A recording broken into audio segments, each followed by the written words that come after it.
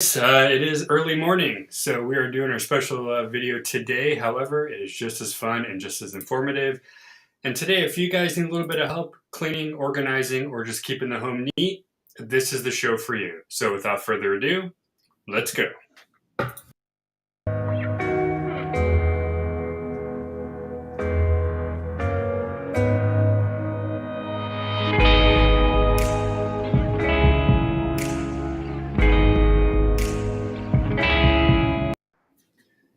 Good morning, everybody. My name is Rob, right over there. Oh, over there, whatever, somewhere over there. That's my mom. You can call her Karen. And this is All Universe Live, the series that covers usually things, I can speak, nerdy and geeky. However, today we're going to go over some organization tips, which I guess for some is nerdy and geeky, for those of you who like to organize. And we have some tips and tricks that should help you get your home nice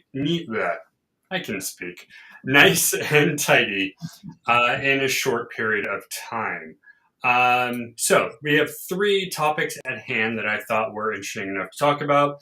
First one here is how to organize those small spaces. Now, we've talked about it before, whether you're living in a tiny apartment or you just have a home or rooms that are smaller than usual. It doesn't mean you can't make it nice, neat, and maybe even beautiful. So pineandprospecthome.com has 7 small space organization tips for you to do. Number 1, use the decor items that you already have sitting around the house. It could be statues, it could be candles, it could be these guys I got behind me. It doesn't matter what it is, but you're going to be saving money because you already have purchased the items, and most of the time you can reconfigure them as you like throughout the home. Right. If it's in the kitchen, maybe it's salt and pepper shakers. We have a couple, I think it's 2 little bunnies that go together. In the living room, it could be candles or statues. In your office, it could be setting it up the way you like it. But using items around the home, it's pretty cool. As you know, I do it here, you can tell. I know you have some stuff in the back. You have some Jewish stuff behind you. You have some picture stuff like that. Right. You have your lavender thing as well. But decor items are, never enough. And if, for some reason you want something new, go pick up something. Usually you can get decor items for pretty cheap at a local Bed Bath & Beyond or a home goods store. Correct. Number 2, use magazine holders for all of that leftover paper or magazines if you have them. It's kind of like those things used in school when you put your file folders together. They're small, they're sleek, and you could fit a lot of them in a small space. So if you are somebody who has a lot of paperwork or somebody who has a lot of magazines or books lying around, but you don't have the bookshelves to hold them, why not buy a couple of these? These are super inexpensive. Staples has them. You can get them for $5 or $10 a piece. It doesn't have to be fancy, though if you want to, you can get the... And it doesn't even have to be something that sits on your desk. It could be one of those magazine things that hang on the wall. So now you clear your desk. There you go. Yeah. There you go. Didn't think about those. So those are great for, but not just for magazines. It's great for any loose papers. Right. Let's say you clip coupons, stuff like that. You can slide papers into those, whether it's on the wall or on the counter, and it saves you lots of space. Number 3 is something we do. We have those foldable baskets that you can actually pop down and pop back up. But baskets are a great way to do it. They may not be aesthetically pleasing all the time. However, what we have, it's actually fabric, which we'll talk about in a minute as well. But you can get different kind of baskets. You can get the ones we have that fold down because when you don't use them, you can slide them in the closet. It doesn't take up space. But they're great for everything from pet toys to, miscellaneous items. Maybe in the bathroom, if you just need to throw a couple things in there, you can pop one of those baskets in the bathroom. It really fits almost any space. And if you are inclined for color or texture that matches with your room, you can find baskets that do that. But number 4, I like a little bit better because it's fabric. And that's kind of what you have on there. And fabric is used for one purpose only on this one. It's to hide things, but also make it look like it's supposed to be there. It's a piece of art that's not really a piece of art. I like that because you can do everything from wood and rattan, I think it's that wrapped wire, or you can do something soft. You can do kind of like a fluffy, you can do something smooth. But I like fabric. Fabric in general is pleasing to the eye.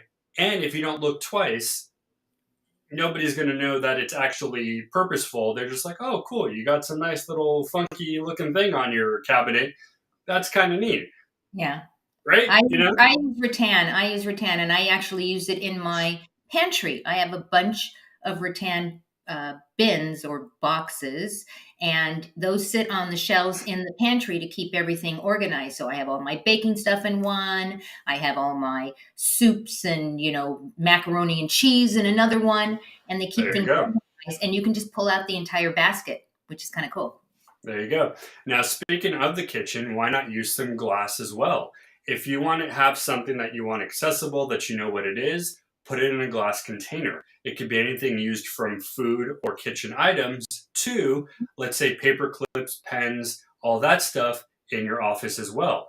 But these guys recommend using glass for those things that you're going to touch probably 98% of your month and you want to know where it is. So versus the fabric storage bins that cover, glass containers are purposely open so you can grab immediately and not have to be searching around for Right. whatever. Number 6, and I've talked about this on my other shows before, utilize your furniture. Nowadays, couches, beds, and I think even chairs will come with built-in underneath storage. So for instance, you can get couches from like an IKEA that when you pull out the bottom, there are drawers. You can get beds that are now built where you can pull it out and put extra clothes. You can put shoes, whatever it is. But you can also kind of add to it.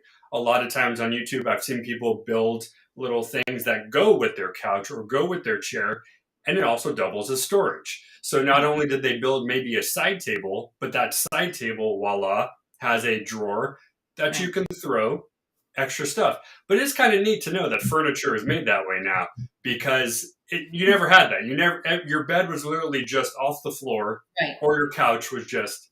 So they have like ottomans that go with couches, where the ottoman is your table, your actual coffee table, but it's an ottoman, and it opens up, and you can Oh, keep there you go. Okay. blankets and toys and stuff like that, which is kind of cool. And you have those footstools that actually are, you Right. open the lid, you could throw something in there, and then you put it Right. back on, and it's a footstool again. Right. The last one on the list, they say look up. Many a times in newer houses, you're going to have alcoves and areas that are built higher up. Well, you might not be able to reach it all the time, but why not throw a couple things up there that maybe you don't use often, but would Right. look good as a decorative thing?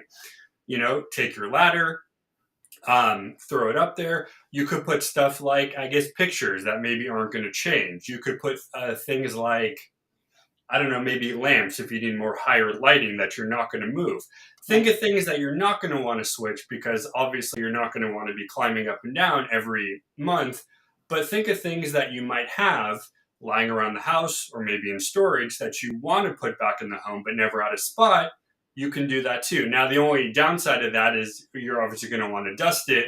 So obviously think of things that may not get too dirty, or you're not going to care if it gets too dirty because obviously you don't want to be doing that up and down.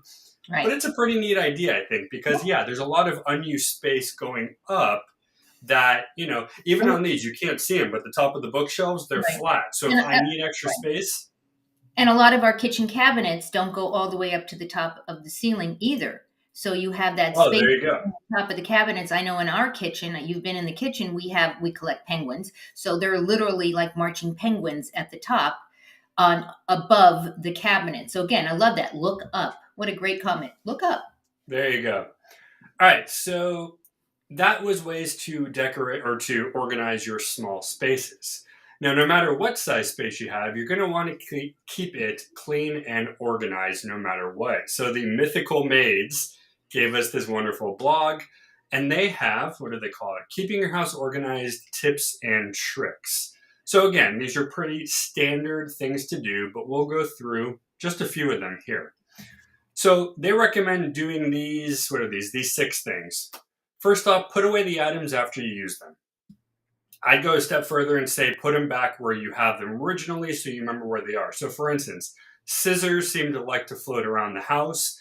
I try my best to put them back where they were. So I have one pair in my office, one pair in the kitchen. I think she has a pair in her office as well. So if you're going to grab a pair of scissors, but it goes somewhere, either do what you got to do where it is, or put them right back where you go.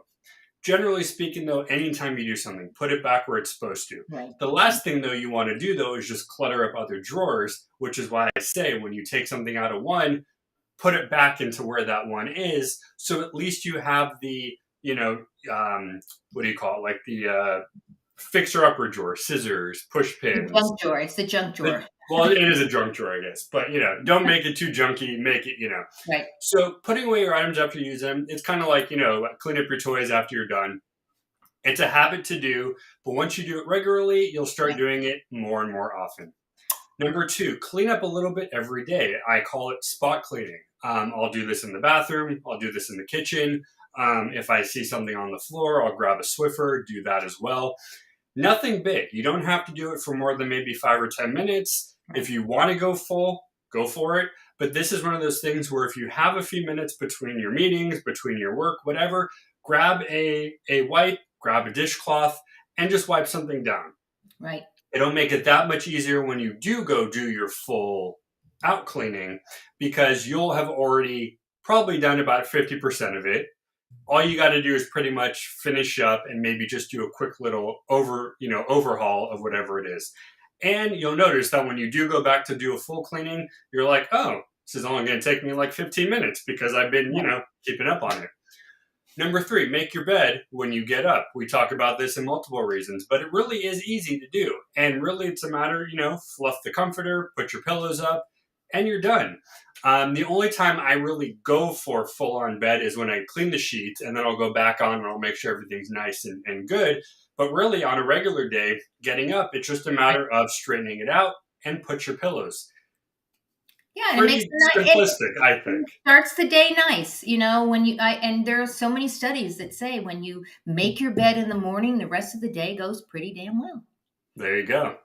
Number 4, interesting one here. I didn't think about this one. Empty your sink or dishwasher every morning. Now, obviously, if you don't have things in your dishwasher, it doesn't matter. But this is more for, like, let's say you left a cup in the sink or you left whatever. Quickly, hand wash it, do whatever, put it in the dishwasher, and then go on with your day. This actually would be helpful because I know I just ran a load of dishes, but I forgot to take them out. So maybe checking the dishwasher semi-regularly would be good. So that way, if I did do a load, I'll be like, oh, I can put them away. Make a habit. Like every night I start the dishwasher before I go to bed. And in the morning when I get up at, 4, I empty the dishwasher. That's my habit. And that way we have enough drinking glasses and plates and everything else that we apparently went through the day before. So make it a habit, guys. There you go. Don't leave trash around. Pretty self-explanatory. You don't want to be dirty. You don't want to leave trash. Throw it away. And the last one here, clear out the clutter. So while you're throwing away your trash, throw away some things that might just be sitting around that you don't actually need.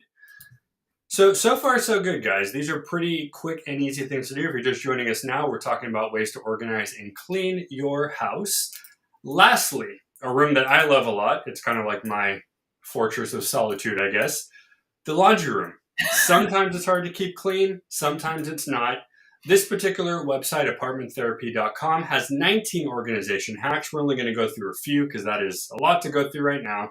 But these are ways to keep that one room nice and organized. First off, if you can, most of the time it comes with it already, install a counter or get a counter area for the room. They say put one on top of the washer dryer. That might be overkill. I would say put something in there that you have a flat surface to do the work. Now, I'm lucky enough I got a sink in mine, which is great. I can wash up while I'm doing it, get stuff nice and clean if I have to pre-wash, whatever.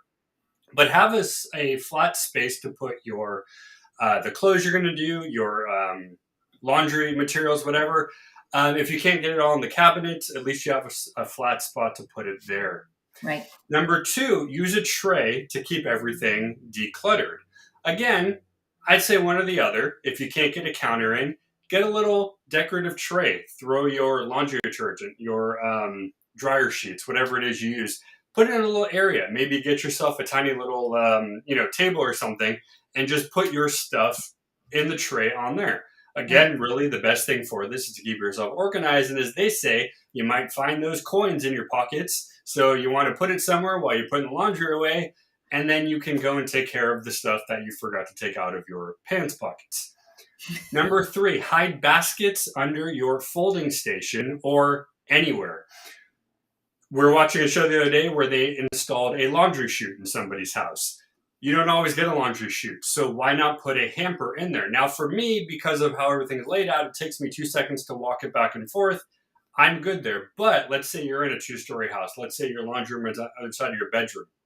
You might want to have one in there. So we have a clean clothes hamper and the dirty clothes. I'll bring the dirty clothes hamper in, dump the clothes in, bring that back to my closet. I will have the clean clothes hamper in there when it's done, and then walk that back when I'm done unloading the clothes in our bedrooms.